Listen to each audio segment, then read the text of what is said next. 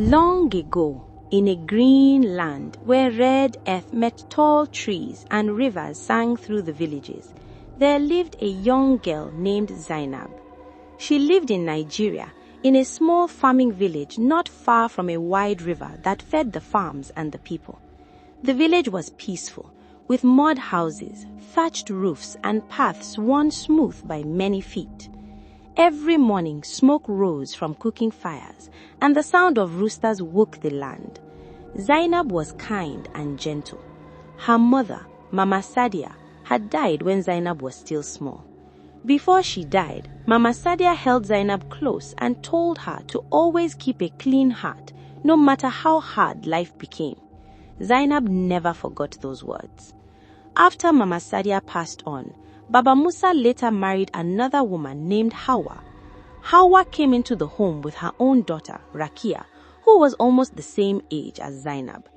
At first, Hawa smiled and spoke softly, but her heart was not clean. She loved her own child deeply, but she did not love Zainab at all.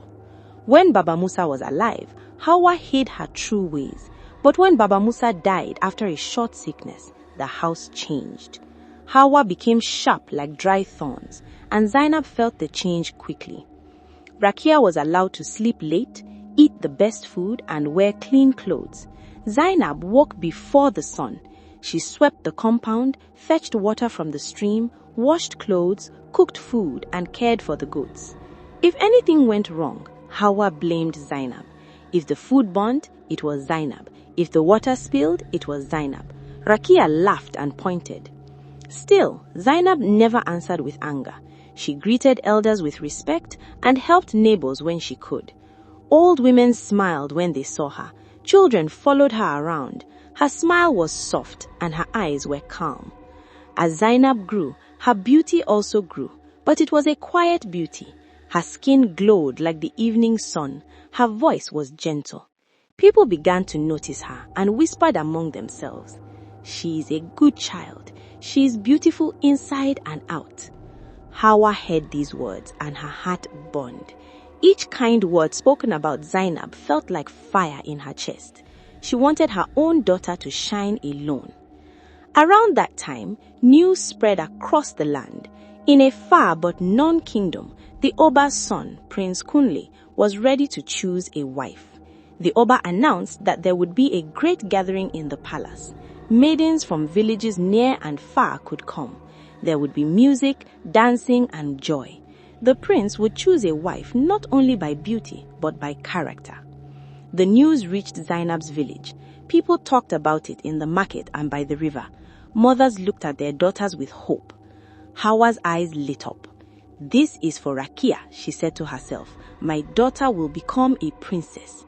She began to prepare Rakia. She bought oils, beads, and fine cloth. She taught her how to smile and dance. But Rakia was lazy. She did not like hard work. Her dance was stiff and her smile was forced. Zainab watched quietly. She did not dream of the palace. She only wished for peace. But the village did not stop talking. Some women said, "If Zainab goes to the palace, the prince may notice her." When Hawa heard this, her heart turned black. "Never," she whispered. "That girl must not stand near my daughter." From that day, Hawa's hatred grew and she began to think dark thoughts. One morning, Hawa called Zainab with a sweet voice. "My child," she said, "come with me. Let us go to the river to wash baskets and fish. You must learn more work." Zainab's heart lifted. She hoped just for a moment that her stepmother had changed. "Yes, Mama," she replied. They walked together toward the river. The sun was rising. Birds sang in the trees, and Zainab carried a basket on her head. Hawa walked behind her in silence. When they reached the river, the water was calm and deep.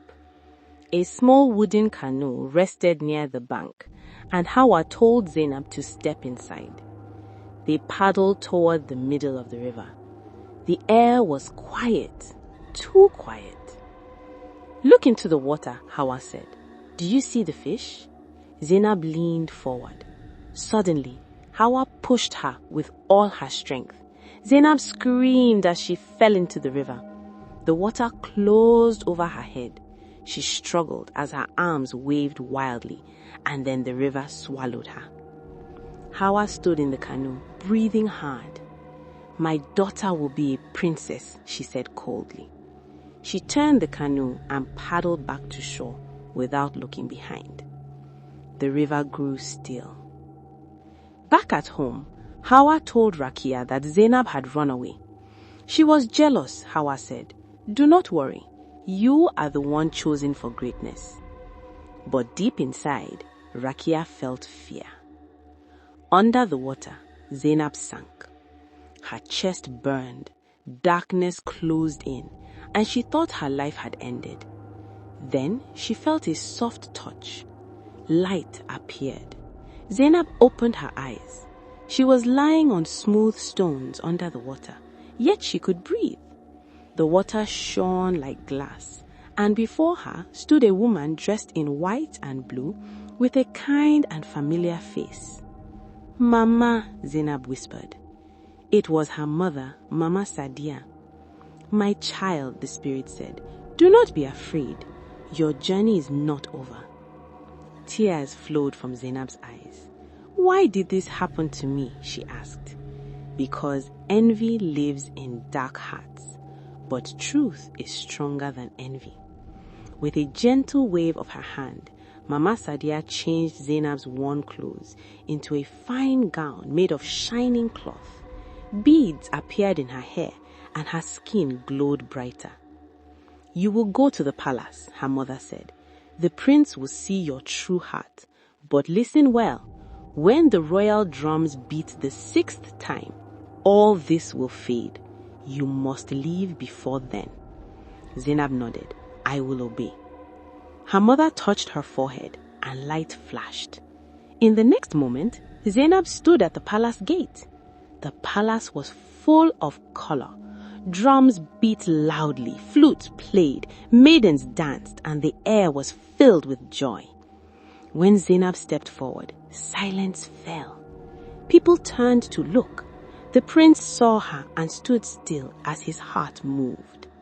He walked toward her and said softly, "Dance with me." They danced as one, and the crowd watched in wonder while the prince smiled.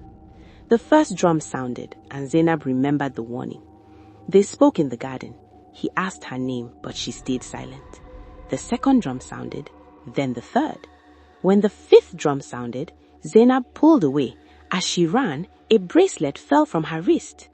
The 6th drum sounded. Zainab vanished from the palace, leaving only the bracelet behind. The prince picked it up and said, "I will find you." The search began. Royal guards went from village to village, showing the bracelet to every maiden. When they reached Zainab's village, Rakia stepped forward and tried to wear the bracelet. It broke. The people murmured. Then Zainab stepped forward from the crowd. "This bracelet is mine," she said. Hawa screamed and accused her. Before more lies could be spoken, the river rose, light shone, and Mama Sadia appeared. "She speaks the truth," the spirit said. The prince knelt and declared, "Zainab will be my wife." Hawa fell in shame and was sent away. Zainab became queen. She ruled with kindness and never forgot where she came from. And so, the child who was pushed into the river rose higher than envy. Truth stood tall. Love won. Destiny was delayed, but it was never denied. Thank you so much for watching.